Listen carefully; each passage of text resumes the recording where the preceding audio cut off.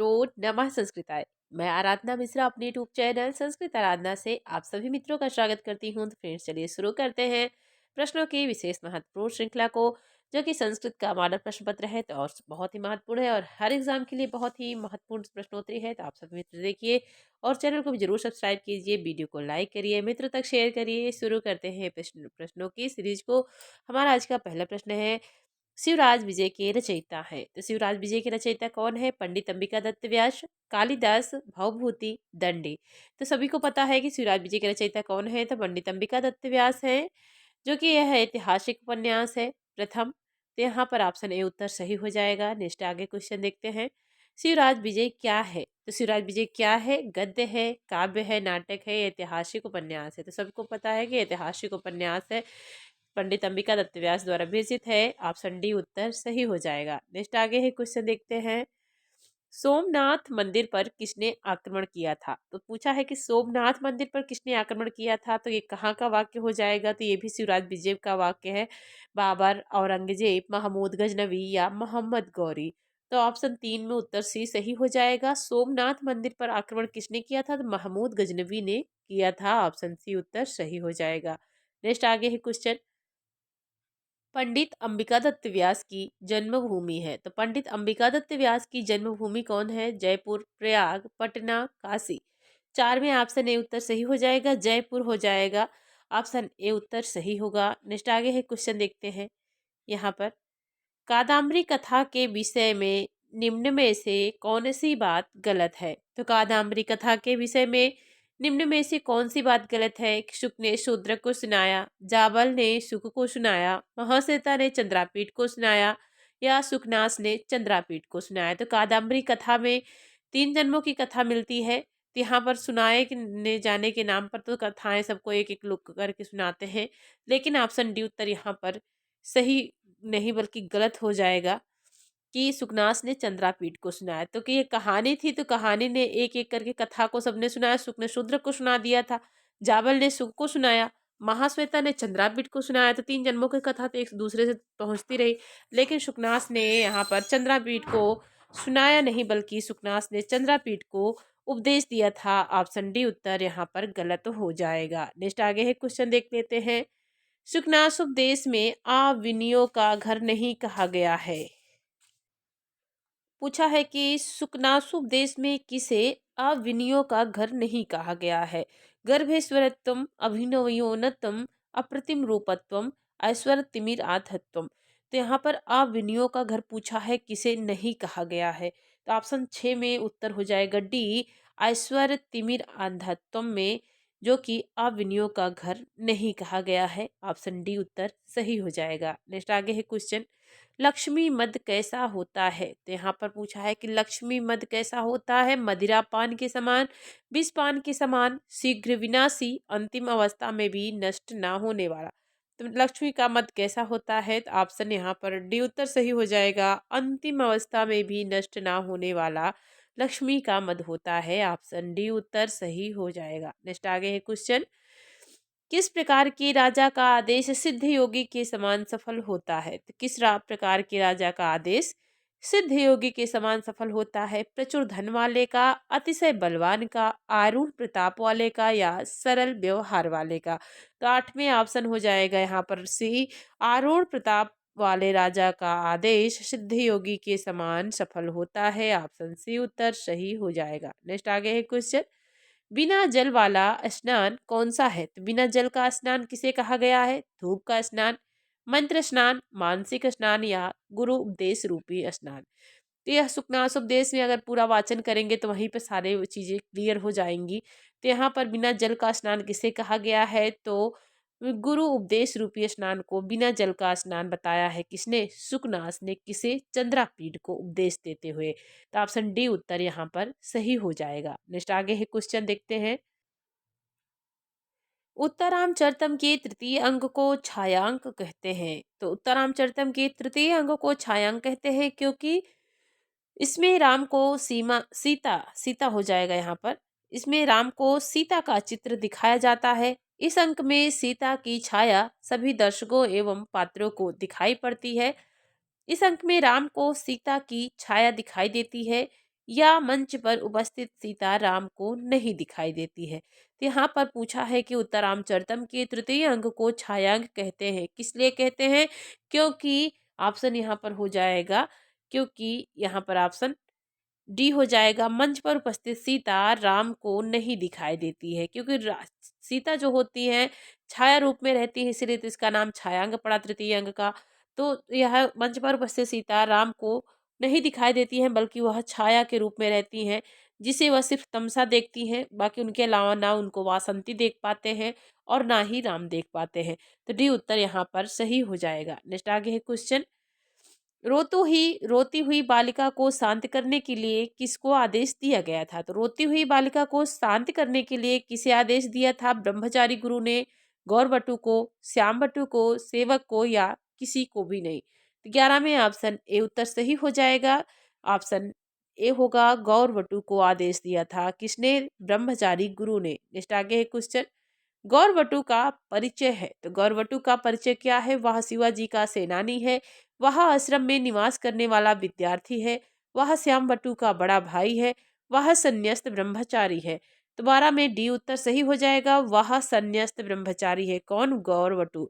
Option D उत्तर सही हो जाएगा। नेक्स्ट आगे है क्वेश्चन, किस प्रकार का व्यक्ति उपदेश देने का पात्र होता है? तो यहाँ पर ऑप्शन कौन सा सही हो जाएगा? ज्ञानी, पठनशील, प्रौढ़, सांसारिक विशेषवाद से रहित। तो यह भी शुकनाश उपदेश की पंक्ति है कि किस प्रकार का व्यक्ति उपदेश देने का पात्र होता है, ऐसा कौन कह रहे हैं? शुकनाश। तो कोई इस प्रकार का व्यक्ति होता है जो कि सांसारिक विषय स्वाद से रहित हो, ऐसा व्यक्ति ही उपदेश देने का पात्र होता है। शुकनाश ने ऐसा बतलाया है किसमें? शुकनाश उपदेश में। नेक्स्ट आगे है क्वेश्चन, किरातार्जुनीयम के समस्त सर्गों की कितनी संख्या है? तो किरातार्जुनीयम में समस्त सर्ग कितने हैं? 18, 20, 22, 19।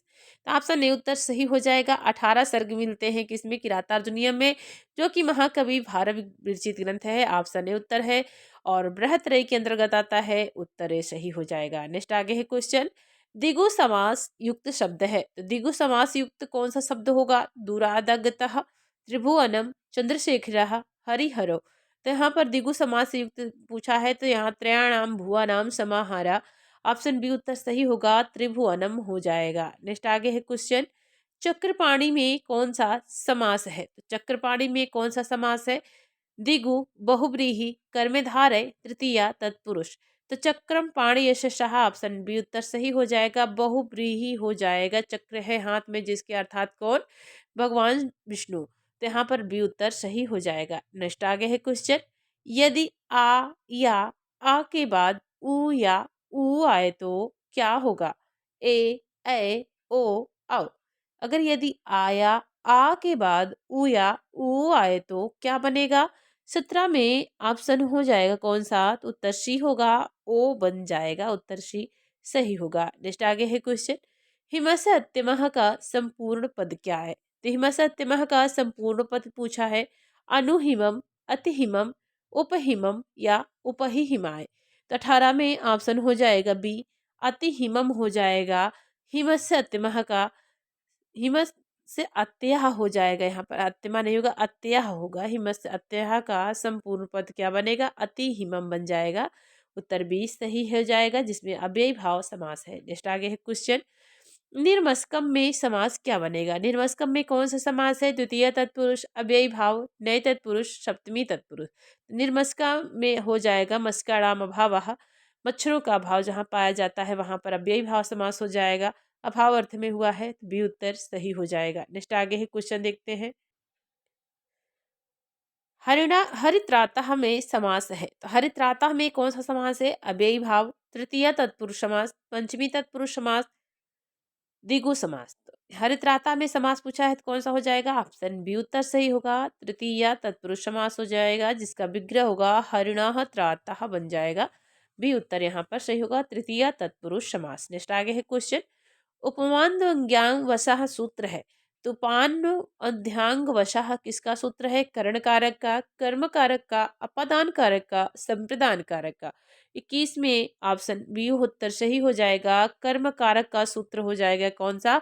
उपान्व अध्यांग वशः सूत्र। नेक्स्ट आगे है क्वेश्चन, परितः के योग में कौन सी विभक्ति होती है? तो परितः के योग में कौन सी विभक्ति होती है? प्रथमा, द्वितीया, तृतीया, पंचमी। अभितः परितः समयानिक्षाः प्रतियोगे अपि द्वितीया।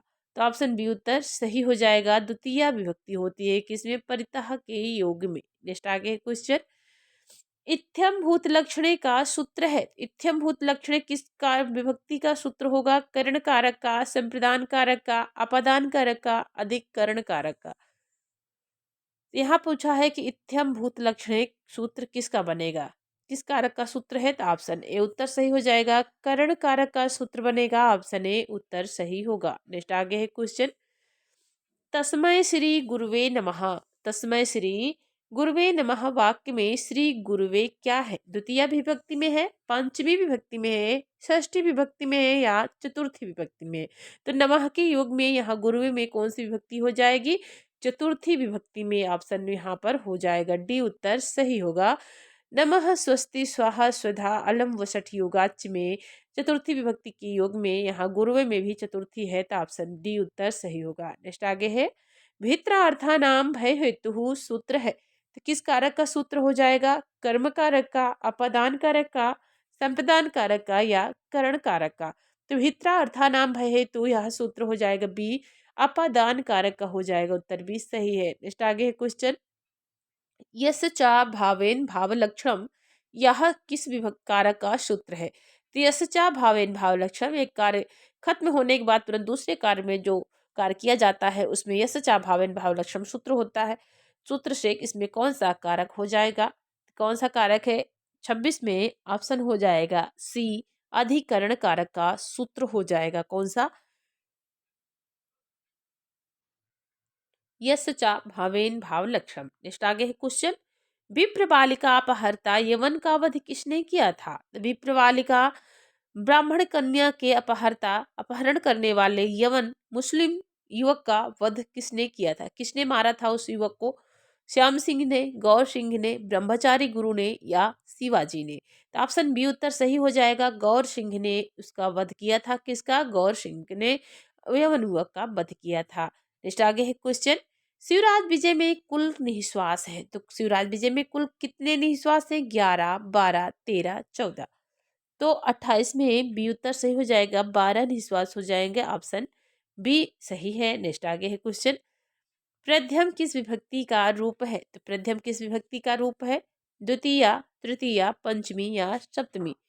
29 में आप यहाँ पर ऑप्शन हो जाएगा ए उत्तर सही होगा। प्रथम द्वितीय विभक्ति का रूप हो जाएगा। ऑप्शन ए उत्तर सही है। नेक्स्ट आगे देखते हैं क्वेश्चन को, पति शब्द का सप्तमी एक वचन का रूप है। पतीन, पत्ते, पत्युः, पत्यो। तो पति शब्द का सप्तमी एक वचन में कौन सा रूप बनेगा? तो उत्तर डी सही हो जाएगा, पत्यो बन जाएगा। ऑप्शन डी उत्तर सही है। नेक्स्ट आगे है क्वेश्चन, बालक शब्द का षष्ठी बहुवचन का रूप बनेगा। तो बालक शब्द का षष्ठी बहुवचन में क्या रूप बनेगा? बालकान, बालकैः, बालकानां, बालकेभ्यः। तो ऑप्शन 31 में उत्तर सही हो जाएगा सी, बालका नाम बन जाएगा। उत्तर सी सही है। नेक्स्ट आगे है क्वेश्चन, अक्षिसु किस विभक्ति का रूप है? अक्षिसु किस विभक्ति का रूप है? सप्तमी, षष्ठी, तृतीया, चतुर्थी? 32 में उत्तर ए सही हो जाएगा। सप्तमी विभक्ति बहुवचन का रूप बनेगा अक्षसु। नेक्स्ट आगे है क्वेश्चन, इष्टुना इष्टु के अनुसार संधि रूप है। इष्टुना इष्टु के अनुसार कौन सा संधि रूप है? तट्टिका, संचित, विष्णु, रामस, चिनोती? 33 में ए उत्तर सही हो जाएगा। तट्टिका बन जाएगा। उत्तर ए सही है। और नेक्स्ट क्वेश्चन और लास्ट है, तुम कानपुर जाओ का सही संस्कृत रूप है। तो तुम कानपुर जाओ का सही संस्कृत अनुवाद क्या बनेगा? गच्छेवम कर्णपुरम, कर्णपुरम त्वम गच्छेत, कर्णपुरम ताम गच्छ, त्वाम कर्णपुरम गच्छे? तो 34 में ऑप्शन हो जाएगा यहाँ पर ए, गच्छ एवं कर्णपुरम हो जाएगा। तुम कानपुर जाओ का सही संस्कृत अनुवाद रूप। उत्तर ए सही हो जाएगा। तो मित्रों यहाँ पर मैंने 34 प्रश्नों की सीरीज पूरी कराई है जो कि संस्कृत मॉडल प्रश्न पत्र है। तो आप सभी मित्र जरूर देखिए। जो भी मित्र चैनल को सब्सक्राइब नहीं किए हैं तो सब्सक्राइब जरूर कीजिए और वीडियो को लाइक करिए, अपने मित्रों तक शेयर करिए। पढ़ते रहे मित्रों, आपका दिन शुभ और मंगलमय हो, इसी कामना के साथ मित्रों, नमः संस्कृताय।